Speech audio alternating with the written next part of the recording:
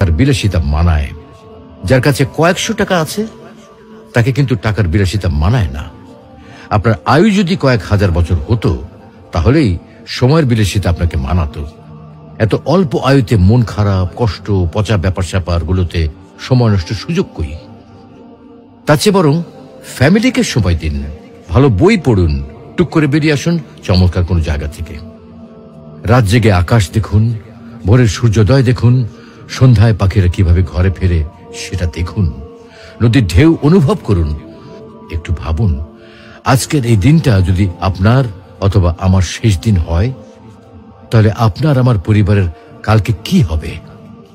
অবশ্যই আল্লাহ দেখবেন, কিন্তু এই পরিবার আর নিজের জন্য যে এত সময় নষ্ট করছি তার কি হবে? তো আসুন আমরা নিজ ধর্ম পালনের মাধ্যমে সৃষ্টিকর্তাকে রাজি ও খুশি করি। হয়তোবা আজকের দিনটাতে সফল না হলেও পরকালীন জীবন সফল হতে পারে।